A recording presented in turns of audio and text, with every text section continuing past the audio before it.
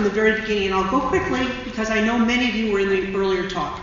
Turner syndrome, such a basic definition, one X chromosome, and then the second X is either absent or deficient.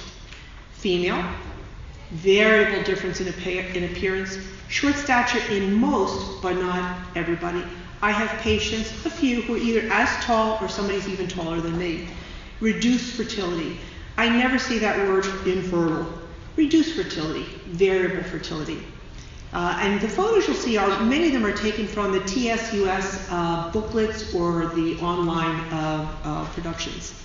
So this is going to feel a little bit like going back to science class. It's going to be like we're going to look under the microscope for some of the slides. So let's start by saying what is typical. And you hear people say typical means 46. We're going to start with a typical male. So these are chromosomes. Sometimes people say they look like little caterpillars because they're striped.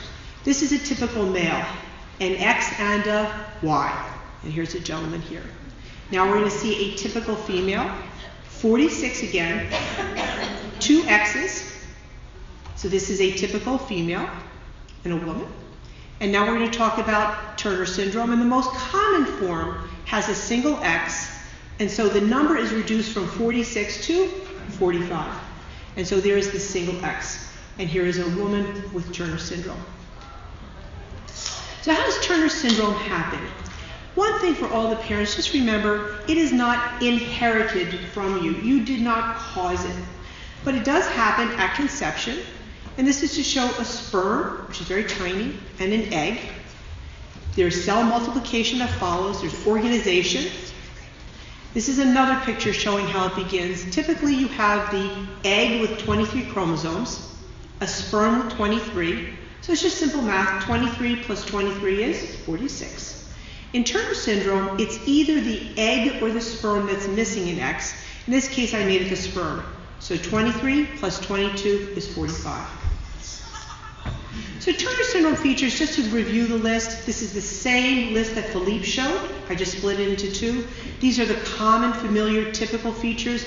Many of you will look at that and say, that's me, that's me. And then down below are some of the less familiar ones. But the purpose of today's talk is not to review the clinical features, but I'm just showing this to you, okay? So now we're going to get fancy. Now we're going to talk about some of the variations. And I promise you that even though this is sort of a medical looking kind of a table, I'm going to show it to you again and again in different forms.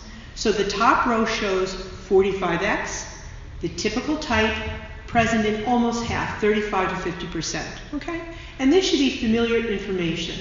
And by the way, how many people in the room have had genetic counseling, met with a geneticist or a genetic counselor? Show of hands. Okay. How many people would say, boy, I've never seen this before, never had anybody talk to me formally? Anybody? So a couple hands. Sometimes what people tell me is that along the way, somebody may have discussed this with them, their endocrinologist, obstetrician, primary doctor. We generally encourage that a geneticist do this. This is sort of the, our role in life. Now, in the second row below it, we start to talk now about mosaicism, the mixture. You'll see 45X. You'll see the extra ones, XX, XX, and triple X alone. We're going to visit this again. And again, this is just a preview. This is just like telling a story. You can have X and XY, or different types of Y, and in the bottom row are all these different variations. But I'm going to move on. So what exactly is mosaicism? It's a mixture. This is a table that I think I saw at Bed Bath & Beyond. And I just want to show you, it's my favorite store. So this is just a mixture, and I think it just conveys the concept. I think people know what a mosaic is, right? Now here's a little diagram. It's taken from a really nifty website put out by the NIH. And at the top it shows you a fertilized egg with 2 X's. And this is another way of thinking about it. But somehow during development, one of the X's is lost. And so there is a mixture of XX and X. And you're probably thinking, how in the world does that happen? Why in the world should the X simply go away? And to be honest, we really don't know that. But that does mean that somebody ends up by having just part of them as X and part of them as XX. Okay? I just want you to just process that for a while. because the question is, why does it happen? We don't really know why, but this is the reason why people can end up with two colonies, if you will. So this is that part of the slide I showed earlier, but we're revisiting it now. I'm going to talk to you about X and XX, or X and triple X, and even the combination of XX and XXX. And I know there are people in the audience who have mosaicism. That's probably what drew you to this talk. Don't identify yourself. We want to preserve some privacy, but you're probably thinking, yeah, I've been wondering about this. So let's see if my slides help you. So this is a miniature version of that typical slide with one X. See the circle there? Here is XX. Triple X is exactly what it sounds like. 3 copies of X, okay? So a person can have an X and an XX, or they can have an X and triple X. And believe it or not, some people can have all 3. Folks, I'm going to ask you to be kind enough not to take pictures of the slide, only because some of these are kind of tricky, and I need to have the context of me, sort of narrating. But if you have questions, just talk to me later on, and maybe I can provide them for you. So again, how does this happen? I'm going to sort of echo what I said earlier. Somebody can actually start life as triple X and lose an X, and therefore the person becomes mosaicism for triple X and XX. And if you lose another X, XX, and XXX. And if there's anybody in the audience who has that combination, I hope that graphic helped you. It might perplex you, because if you have mostly 45X, you've gone through life thinking, I have Turner syndrome. Where did this XXX come from? There's actually other women attending the triple X syndrome meeting who are on the other side of it. They have mostly triple X and maybe just a couple X. Does that make sense to you? It's sort of this shift, this process, okay? Now, there are other types of chromosome abnormalities in which there is a difference in the shape of the X chromosome. We call those structural. It's not really the topic of today's talk, but I need to show you this because some of these people have mosaicism. One is called ISOCHROMOSOME. That's a mouthful, isn't it? ISOCHROMOSOME. But really what it means is the X chromosome, instead of having a short arm and a long arm, is a mirror image of just the long arm.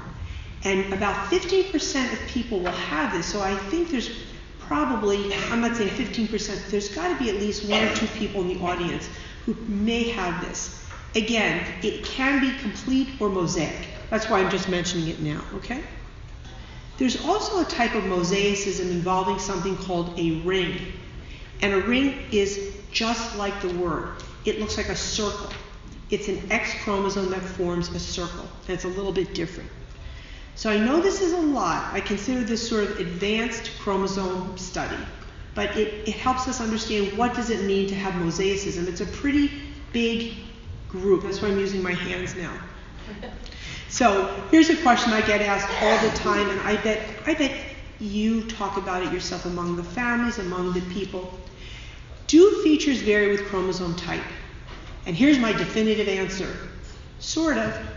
Sometimes. Not a firm prediction because there's a big spectrum. And there have been times where I thought for sure I could predict somebody has 45X and I've been wrong. Or I've seen the chromosome analysis say 45X and in walks a patient into my office and it's not what I expected. So I've learned to put aside those preconceptions. So I'm going to tell you about 3 research studies. One came from the NIH in 2005 and it was done by our very own Melissa Loscalzo Crenshaw, and she's at the, she's in St. Petersburg now, but she used to be at the NIH, and she worked with Dr. Bondi, and they did a study looking at women who had Turner syndrome who had neck webbing and lymphedema. And that is sort of a package. Neck webbing, edema, and they saw that those women were most likely to have bicuspid aortic valve coarctation. And many of you in the audience might be thinking, well, that describes me.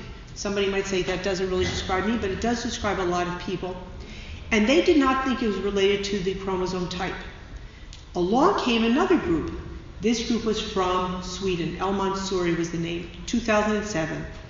They started by looking at the chromosome type and others, so 45X and others, and they felt that that was more likely to have webbing, all types of congenital heart defects, but not necessarily bicuspid aortic valve and coarctation.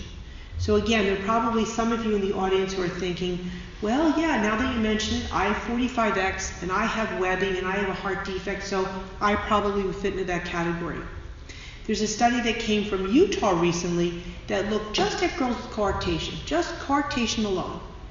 And this is something that Philippe was referring to. Of those girls, 8% had Turner syndrome, which is a lot. And at least for people like me and Philippe and others, we say having coarctation alone is enough to say you should have your chromosomes tested. Not everybody feels that way, but most do. So now let's get back to mosaicism. Okay, so I had to lead in with sort of a general introduction, but now I want to focus. So is it true that if you have 45X and then XX, do you have a milder appearance? You could think of it as being diluted. If 45X represents sort of the strongest, the most complete typical, does adding 46XX dilute your appearance? And so I would say in general, we would say yes, probably. Often a milder appearance, generally less frequent, less severe heart disease, less frequent lymphatic abnormalities. Now notice how carefully I'm saying that, because for everything I've said, there's an exception. There could be somebody who has mosaicism like this, and they look exactly like somebody who has typical 46XX. Or there could be somebody who has 45X, and they look just like somebody who has mosaicism. But I'm just trying to say in general. And so I said not always. Some people with 45X are mild. Some with mosaicism have heart defects.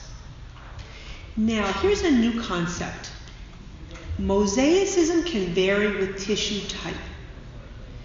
The tissue that we usually test is blood. And in the blood, what we're testing are the white blood cells.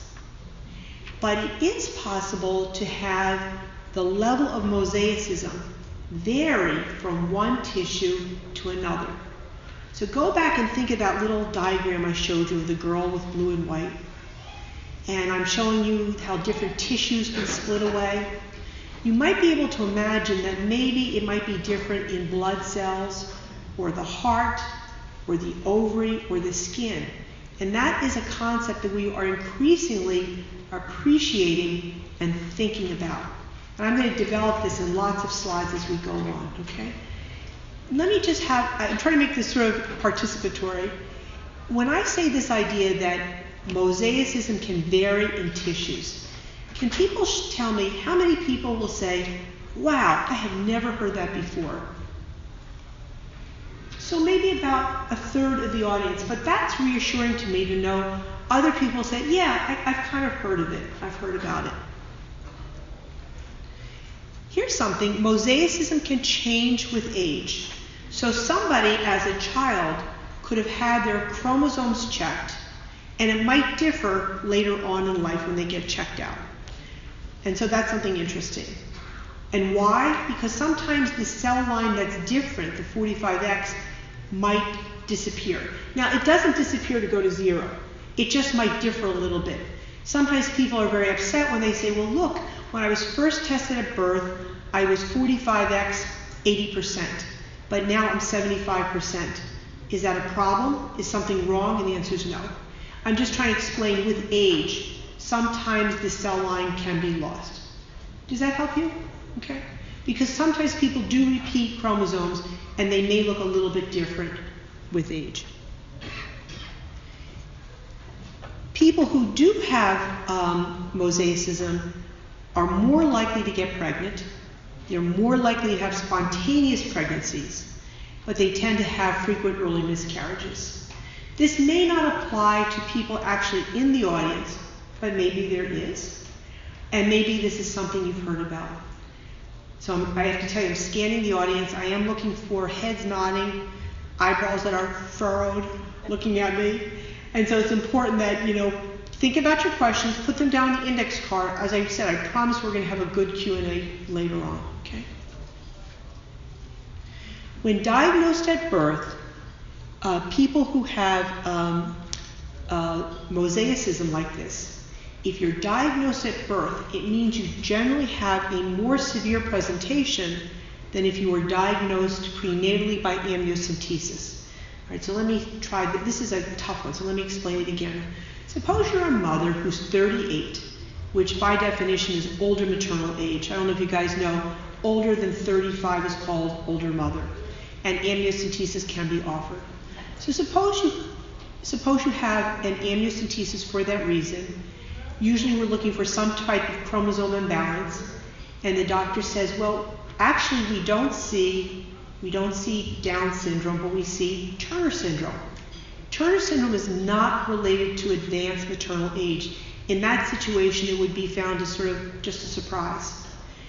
In that situation, somebody who would have mosaicism would be unlikely to be a child with more birth defects. In contrast, if somebody was born a child being evaluated for a heart problem, for short stature, those children are more likely to have problems because that's how we found them. And this may not be important to you, but to me as a doctor counseling, if I am counseling a mother who by amniocentesis had mosaicism with XX, I can usually try to be reassuring this is probably not going to be a serious form of Turner syndrome if we're seeing it now. And again, I'm using my words very carefully. That's why I don't like people just to take pictures of the slide. You need to hear my voice interpreting it. So this is just to illustrate something I'm saying over and over again. There are so many faces of Turner syndrome. These are all from TSS, US newsletters and bulletins. Some of you may even be in some of these slides. These are generally taken after the annual meetings, okay? And as I look at them, I see some faces where maybe one girl resembles another, somebody looks completely different, but it just shows the great variety. So now I'm going to talk a little bit about diagnostic tests. How do we do the testing for the chromosome analysis? And by the way, it's kind of the same word, chromosome analysis or karyotype. So it can be discovered, Turner syndrome can be found prenatally by a test called CVS. And the purpose of my talk is not to go over these different tests, but just to say them, CVS, or by amniocentesis. When amniocentesis is done by using a needle to enter the amniotic sac, you're not touching the baby. You're withdrawing fluid that does contain the baby's skin cells. After birth, what we test is blood. And remember I said that when you're testing blood, it's not the liquidy stuff. What are we testing? Here's a quiz. What are we testing? You got it. The white blood cells. Thank you. But you can also test skin. You can do a skin biopsy. If somebody has typical 45X, there's no reason to do anything more. But there are situations where I will do a skin biopsy. Example, somebody that I knew or somebody who has all the features of Turner syndrome, but by blood, no 45X. We might do the blood test a second time, still. But then you do the skin, and there you find it. And it just shows you how the mosaicism can vary from tissue. It can also, I heard somebody say it's interesting. It is interesting, isn't it? And that's why we're really getting more and more interested. You know, today is for Family Day, Stakeholder Day, Patient Day, Family Day. But as you may know, tomorrow and Monday we have a research day, and there will be a talk, a session about this to the scientists, because this is important to us too to try to understand. So notice the third one on my row. It says cheek cells, cheek swab. I wouldn't think there are too many people who've had this done. I do this on a regular basis in my clinic. And what we do is, oh, by the way, this is a picture, folks, of how I do a skin biopsy. When you hear the word skin biopsy, it sounds so major, doesn't it? You must think you come in for a little operation. But I use a little device that looks like a pen. And at the end of it is an opening that's 2 to 3 millimeters. So look at the end of your pen. You can see that's probably about 1.5 millimeters. And you press it on the skin, usually the shoulder, pull back a little circle of skin, grow that into a culture, and from that we do the chromosome analysis. So I haven't done it on myself, but when it has been done, I've had people vouch. Actually, I actually had something done like this, and I was able to testify that it did not hurt, because you use a little bit of anesthesia, so it is, not a major procedure. The cheek swab, I have a little picture of what we look for. The cheek swab is done on the far right with a little swab. It looks like a long Q-tip, but at the end of it is actually a small little brush. And we brush the inside of the cheek, and in doing so, we're removing some of the cheek cells, because cheek cells are different than white blood cells. And under the microscope, you can see the little blue with the little dots. We're not counting every single chromosome. Remember that picture of the chromosome? All 23? We're just focusing on X and Y. And we can count whether the person has 2 X's or 1 X. And the advantage of this is when we do this, we can do 200. Remember Dr. Bakulas said that we only do 30 in a standard karyotype, and we do a fish for this, we can do 200. So I can get a count of whether somebody has mosaicism for 80%, 50%, 20%, or 10%. So it's complementary. Blood always comes first. The cheek is sort of complementary. And I do it because it's convenient and it helps give me information. So there are even some more newer techniques. Philippe mentioned non-invasive prenatal testing, something also called cell-free DNA. And it's not research. This is something that is offered to mothers. There's also a test called microarray that can be done prenatally or postnatally. And the only reason I show you that picture is so you can understand that you're not looking at anything like we do with a karyotype. So when we look at the karyotype, we're looking under the microscope, looking at those little creatures, the little chromosomes. But when you're doing an array, it's a genomic, it's a molecular, it's a DNA pattern that you're looking at, okay guys? And for that reason, we can be more sophisticated. So I just wanted you to see that.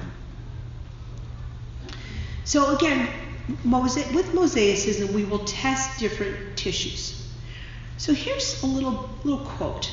It was from a researcher named Dr. Hook, and he said, I think that this is a hypothesis. I think that everyone with Turner syndrome has mosaicism somewhere, although standard testing may not reveal where the second, the XX cell line is. So now give that some thought. This person is saying that anybody who is even thought to have 45X probably has XX somewhere. And the reason is, the thought is that 45X is a very potent change to the developing embryo. It causes changes in the lymphatic system, the arterial system, and we know that most of those embryos do not survive. They are miscarried. Some people say as high as 95%, 98%. So then the question would be, who are the champions, who are the survivors? And so one thought would be, maybe everybody who survives as 45X has in them somewhere a second cell line with 46XX. Is it worth for a typical genetic doctor like me to do a skin biopsy, to do the cheek cells? Really, probably not, because we don't think it really changes care. But it is something that some people have tried to study, and it sort of just helps you understand, why would somebody with 45X survive? Why would somebody else with 45X not be able to survive? And I have in the room, some of my colleagues are here, and after the end of the talk, I might give them a chance to stand up and introduce themselves, because just as you have these questions, you talk among yourself, so do we. And these are things that we all want to know. So the proportion of 45X can vary with cell types, and we ask ourselves sometimes, which one should we do? Missing from this list is urine. You can actually check urine. You're not checking the liquid, you're checking a couple of the cells that are floating around there. And when to do it? I generally do it when somebody has low-level mosaicism. So if somebody had 45X, 80%, 75, 50, I wouldn't. As somebody gets down to maybe 35, 25, 20, 10, 15, definitely in the lower. I would also do it if there were unexpected findings. If there was some discordance or question between what somebody looked like and what their chromosomes were telling me, I would definitely do it to sort of clear up the situation. So this is the summary of what I'm calling part 1. Every person with Turner syndrome must have a chromosome analysis. And by that I also mean I would like to think everybody in this room can tell me where is that lab report. It doesn't have to be in your personal records, but you need to know Dr. Smith has it, Dr. Jones has it, somebody has that record. I occasionally meet people, usually the older patients will say, oh, I was part of some research study back in the 70s. I think that's when they did it. And we always make a point to try to find it and to review it. A chromosome analysis, it's not cheap, but it's not the most expensive test. And I think for the knowledge it brings you, your personal life, you deserve to have that. That's just a thought I would give you. It's my philosophy. Chromosome type does not always predict the features and issues which will be present in Turner syndrome. Conversely, the outward appearance doesn't always tell what's going on the inside.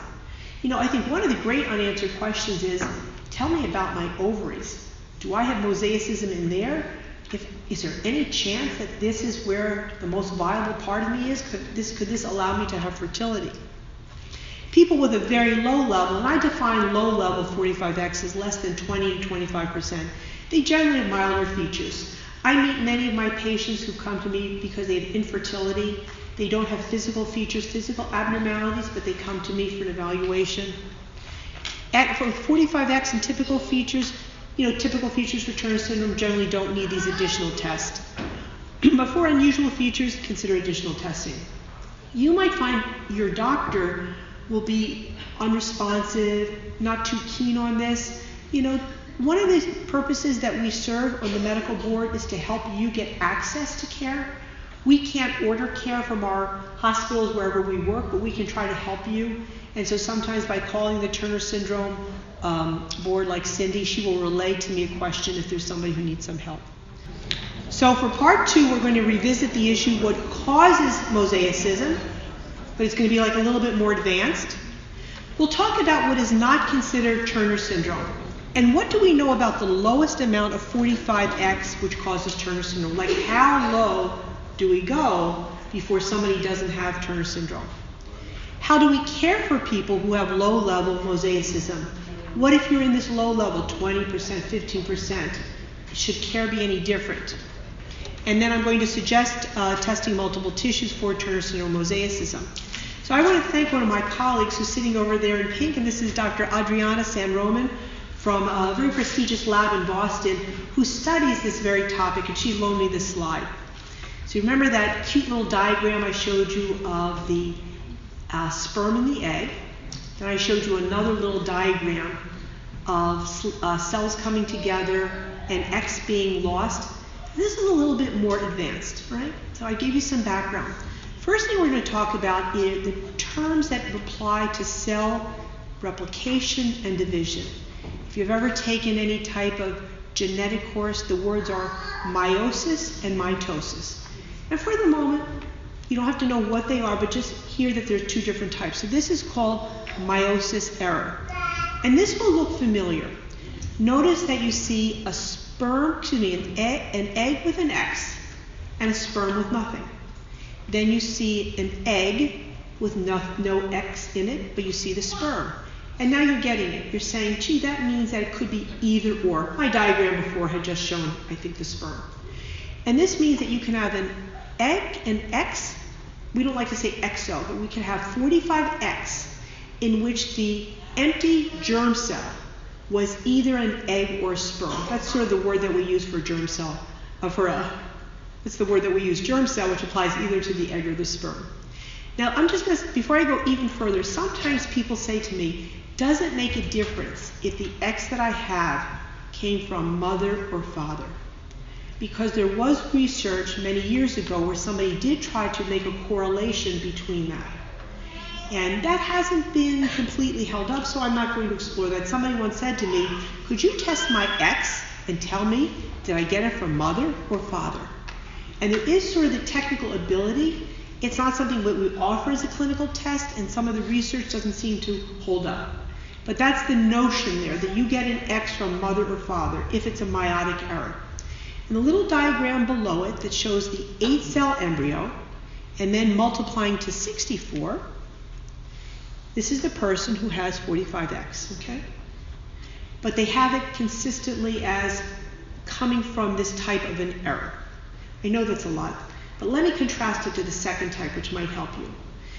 Take it that there is a different process that goes on in cell division, meiosis, mitosis.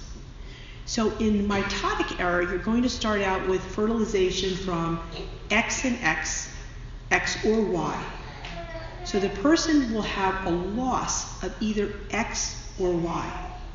And this would give you pause. You would think, my goodness, do you mean that I could have Turner syndrome as 45X having started out as XY? And it does make people pause.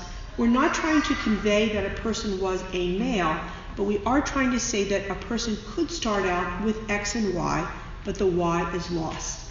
And therefore, the cell division that can go on can include both types. This is a type of mosaicism which somebody has 45X and can also have XY. The mixture is the person, see the person on the right, the little figure there, has little speckles on it. It's trying to show you that these are different colony, I'm using the word colony, it's the wrong one, different cell types. So in this, it reminds us that we say Turner syndrome occurs because the loss of a second sex chromosome rather than just the loss of a second X, because it could start out with a Y. Now this is something that Dr. Philippe had mentioned, what is not Turner syndrome. Some people have a tiny piece of chromosome missing on the long arm, which is called distal XQ24. I'm going to go right over that because I wouldn't expect anybody in the room to have that. Here's something interesting. A typical woman older than 50 years could lose their second X chromosome. So I haven't done my karyotype, maybe I'm in this category. The level is usually less than 5%. But it's just to show you that the X chromosome can be lost. And it doesn't mean disease, it just means that the X chromosome sometimes just goes away. So now we'll talk about mosaicism with Y. And I want you to know that I say this with sensitivity because I know to hear this from my patients, it's a delicate conversation. To talk to an entire room means that I'm going to proceed very slowly. So Turner syndrome can include Y chromosome material. You know that some people have 46XY. There are other types in which you can have a little piece of Y attached to an X chromosome. Not the complete XY, just a little piece. Sometimes there's a variation, it's called a ring of Y. So these are different types. And I wouldn't expect necessarily somebody in this room to have them. They're very rare, but it could be. Having a Y chromosome does not mean male. I always reassure my patients it does not mean male. But there is the risk that we heard about before, and many of you may have heard, that about 10% could be a special tumor called gonadoblastoma. And when you hear the word gonad, that refers to the ovary. And it means that the ovaries need to be removed. So people with 45X and 46XY vary greatly in their physical features. Could be male, could be female, depends on the proportion of XY and the type of external genitalia. So much variation in this type of karyotype. So for example, if somebody has a very low level of 46XY and female external genitals, Turner syndrome. Okay? But if the level of 46XY is higher and the genitals appear as male, we would not call this Turner syndrome. And this is the point that we would say. We do not want to use the expression male Turner syndrome. We would say this is a male who has 45X, 46XY. This is sort of the type of slide, type of table that I might use when talking to doctors, so I apologize that it's a little too busy. But it's trying to show that there is a spectrum. The top row says a person could have 45X in 100%. The external genitalia would be female. Internally, the ovaries would be streaked. The uterus would be present. The woman would have Turner syndrome. There could also be, in the next row, somebody who has a mixture X and XY. And for discussion, I'll say let's pretend the X percent is 70%. Female, again, this would be Turner syndrome. The third row down is sort of the borderline, if you will. X and XY, the percentage of X would vary, and the genitalia could be considered ambiguous. This is the expression called mixed gonadal dysgenesis. And in the fourth row, it's something that's similar, but the difference is that the external genitalia would actually appear as male. The internal genitalia could also be male, and some people will tend to call it male Turner syndrome, but we do not want to use that expression. I apologize, that's a little bit too busy. It's not the sort of slide that I can easily use photographs for, so I just have to convey it in words. So Mosaicism 45X, people say, well, how low is Turner syndrome? Is it 20, 15%, 10%, 5%? We don't know for certain. Research is needed. Practically, I use, say, 20%, 25%. We check the level in different tissues. Currently, we do use the same surveillance guidelines, which include an echo, kidney ultrasound, check hearing, vision, thyroid function, bone health. I'm actually doing a research study at MGH to look at that so I can come up with some data. Some other studies have been done, and I think we just need to get a little bit more. So sort of to wrap up my talk right now, I'm going to just talk about something that doesn't really belong at a conference on Turner syndrome, but people might start to hear about it from their readings on other topics. There's a group of disorders that are called differences of sexual development. Sometimes it's called DSD. Could I just ask for a show of hands? Have people ever heard of this? Couple hands, okay. So first of all, there's a wide spectrum of appearance, tremendous. It can be as mild as a male with hypospadias. There can be people with absent internal gonads, variable appearance of the external, to people with what's called sex reversal. So this can be a very dramatic disorder. There are people who study this. They get together. Dr. Sandberg, who works with us, also works with this group in a very active way. And there was what's called a consensus group. So people get together to put together their thoughts and their guidelines. These are congenital conditions. You are born with them. And it refers to atypical development. Atypical development of the gonads, the anatomy. What I've highlighted in there is technically chromosomes. So technically, Turner syndrome, Klinefelter syndrome, XXX syndrome are technically considered a difference of sexual development. The term DSD can be useful to people because we're trying to say it doesn't overlap with disorders of transgender, sexual dysphoria, homosexuality. It's not related to sexual behavior. These are congenital conditions of anatomy and chromosome. This doesn't apply to all individuals, and some people have used the term intersex. For some people, that's the term that they prefer. So to summarize, the presence of a Y chromosome in a woman with 45X is important. Okay? It's just important. There are different specific Y chromosome types, but in general, the ovaries are removed. Sometimes we say gonads instead of ovaries. When 45X is accompanied by XY, the person can be male or female depending on the proportion of each cell line. We discourage the term male with Turner syndrome and suggest male with 45XXY. Just say what it is. Technically, chromosome abnormalities involving sex chromosomes, like Turner syndrome, are part of the definition of DSD. But one way that they're very different is that most people with DSD gather in other support communities, whereas Turner syndrome, we gather in the TSS US and other support communities. So I always want to acknowledge the people who made this possible. Behind the scenes at MGH, I have co-directors, Lynn and Francis. I have many clinic providers. I have a wonderful genetic counselor, research assistant, coordinators, nurses, a huge team, even the marketing team that makes this all possible. I have a great website that you can visit. And we have a wonderful camp coming up called the BIT Summit. And I want to thank my colleagues, Melissa, Adriana San Roman, Siddhartha Prakash, TSS US, TSGA, and the TRN. So there's a lot that goes on behind the scenes, so thank everybody.